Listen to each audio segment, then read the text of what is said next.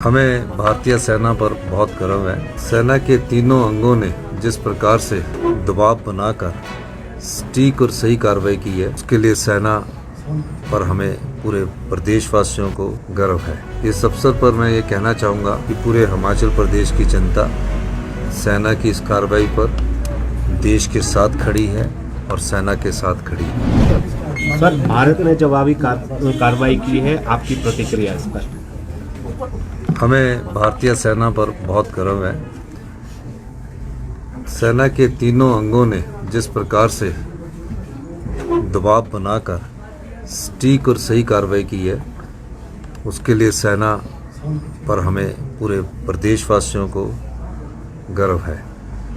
इस अवसर पर मैं ये कहना चाहूँगा कि पूरे हिमाचल प्रदेश की जनता सेना की इस कार्रवाई पर देश के साथ खड़ी है और सेना के साथ खड़ी है। हमारे प्रदेश ने पहले ही देश की एकता और अखंडता के लिए बलिदान दिए हैं। देश के अधिकतम परमवीर चक्र हिमाचल की वीर सैनिकों ने, वीर सपूतों ने जीते हैं। और इस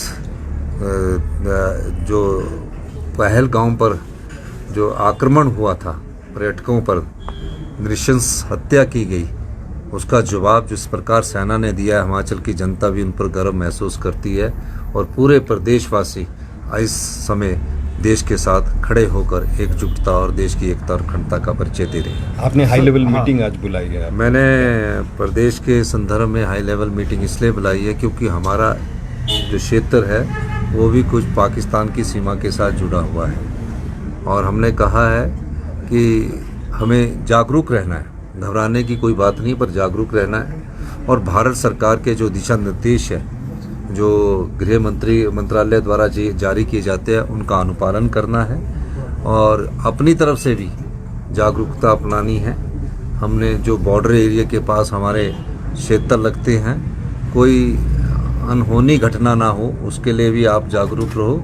और निश्चित रूप से किसी भी प्रकार की भी कोई कार्रवाई कोई दुश्मन देश अगर करता है तो उससे हमने कैसे निपटना है, पूरे प्रदेश की जनता एकजुटता के साथ ये जो कोई किसी भी प्रकार का कोई भी वारदात होती है उसका सामना करने के लिए तैयार है। इसलिए हमने सभी अधिकारियों को दिशा निर्देश दिए हैं, सभी जिला अधीक्षकों को दिशा निर्देश दिए हैं और साथ लगते बाउंड्री के जहां जिला अधीक्षक उनको सचेत रहने के लिए बोला है और अपनी सुरक्षा को सुनिश्चित करने के दिशा निर्देश हमने दिए हैं। और जो भी टेक्नोलॉजी के आधार पर हम इनपुट गैदर कर सकते हैं, उस टेक्नोलॉजी को भी मजबूत करने की बात कही गई है। और सोशल मीडिया के द्वारा कई बार भ्रामक प्रचार किया जाता है, उस भ्रामक प्रचार को जो दुश्मन देश के द्वारा किया जाएगा उससे भी कैसे निपटना है, इस सब संदर्भ में हमने दिशा निर्देश दिए हैं।